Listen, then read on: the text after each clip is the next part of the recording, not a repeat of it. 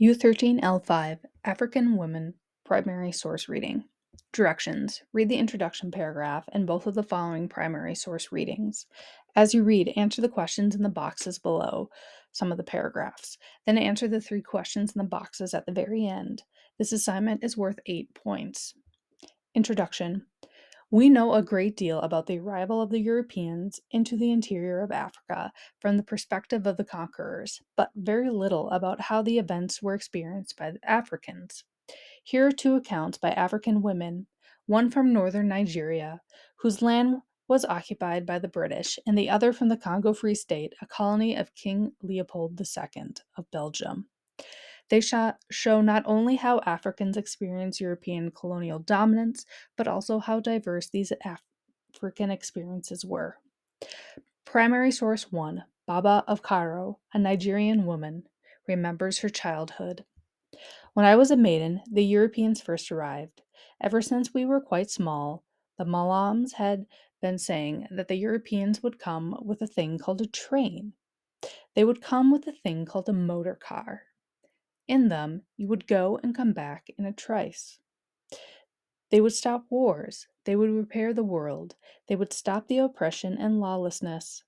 We should live at peace with them. We used to go and sit quietly and listen to their prophecies. Question 1. What did Baba think the Europeans were going to do when they came to Nigeria? I remember when a European came to Cairo on a horse, and some of his foot soldiers went into the town. Everyone came out to look at them, but in Zerawa, they didn't see the Europeans. Everyone at Cairo ran away. There's a European, there's a European. At that time, Yusufu was the king of Cairo. He did not like the Europeans. He did not wish them. He would not sign their treaty. Then he say that perforce he would have to agree. So he did. We have wanted them to come. It was the Fulani who did not like it. When the Europeans came, the Habe saw that if you worked for them, they paid you for it. They didn't say, like the Fulani, commoner, give me this, commoner, bring me that. Yes, the Habe wanted them. They saw no harm in them. The Europeans said that there were to be no more slaves. If someone said slave, you could complain to the alkali, who would punish the master who said it. The judge said, that's what the Europeans have decreed. The first order said that any slave, if he was younger than you, was your younger brother. If he was older, then he was your elder brother. They were all brothers of their master's family. No one used the word slave anymore. When slavery was stopped, nothing much happened at our Rinji except for some slaves who we had bought in the market ran away. Our own father went to his farm and worked. He and his sons took up their large hoes. They loaned out their spare farms.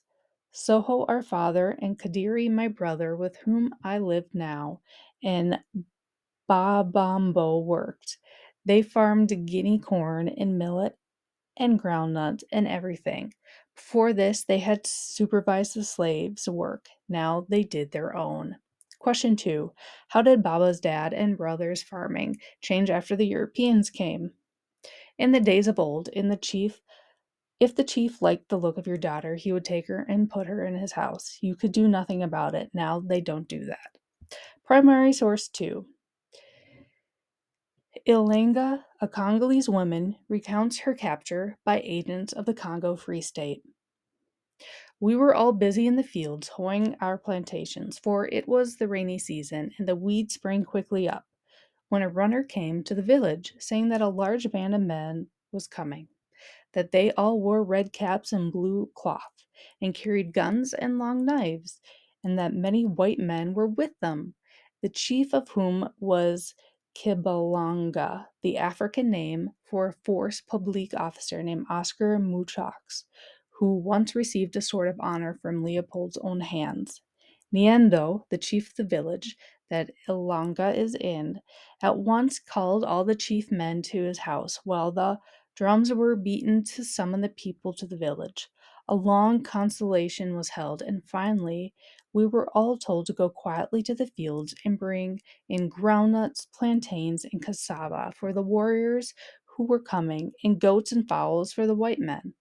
The women all went with baskets and filled them and then put them in the road. Niendo thought that by giving presents of much food, he would induce the strangers to pass on without harming us, and so it proved. Question 3. What was Ilinga's village's initial response to hearing reports that a group of men was approaching their village? When the white men and their warriors had gone, we went again to our work and were hoping that they would not return. But this they did in a very short time. As before, we brought in great heaps of food, but this time Kibalanga did not move away directly, but camped near our village. In his soldiers' command, stole all our fowls and goats and tore up our cassava. But we did not mind that as long as they did not harm us. The next morning, soon after the sun rose over the hill, a large band of soldiers came into the village, and we all went into the houses and sat down. We were not long seated when the soldiers came rushing and shouting and threatening Niendo with their guns. They rushed into the house and dragged the people out. 3 or 4 came to our house and caught hold of me, also my husband Ole Kand and my sister Katinga. We were dragged into the road and were tied together with cords about our necks so that we could not escape. We were all crying, for now we knew that we were to be taken away to be slaves. The soldiers beat us with iron sticks from their guns and compelled us to march to the camp of Kabalanga, who ordered the women to be tied up separately, 10 to each cord, and the men to the same way. When we were all collected, and they were many from other villages whom we now saw, and many from Waniendo, the soldiers brought baskets of food for us to carry, on some of which was smoked human flesh. Question 4. What happened to Ilinga and her villagers when the soldiers stormed the village? We then set off, marching very quickly. My sister, Katinga, had her baby in her arms and was not compelled to carry a basket, but my husband, Olika, was made to carry a goat. We marched until the afternoon, when we camped near a stream, where we were glad to drink, for we were much athirst. We had nothing to eat, for the soldiers would give us nothing. The next day we continued the march, and when we camped at noon, were given some maize and plantains, which were gathered near a village from which the people had run away. So it continued each day until the 5th day, when the soldiers took my sister's baby and threw it in the grass, leaving it to die, and made her carry some cooking pots, which they found in the deserted village. On the 6th day, we became very weak from lack of food and from constant marching and sleeping in the damp grass. And my husband, who marched behind us with the goat, could not stand up longer, and so he sat down beside the path and refused to work more. The soldiers beat him, but still he refused to move. Then one of them struck him on the head with the end of his gun, and he fell upon the ground. One of the soldiers caught the goat, while 2 or 3 others struck the long knives they put on the ends of their guns into my husband. I saw the blood spurt out, and then saw him no more, for we passed over the brow of a hill, and he was out of sight. Many of the young men were killed the same way, and many babies thrown into the grass to die. A few escaped, but we were so well guarded that it was almost impossible. Question 5. Why was Ilinga's sister, Katinga's baby, killed?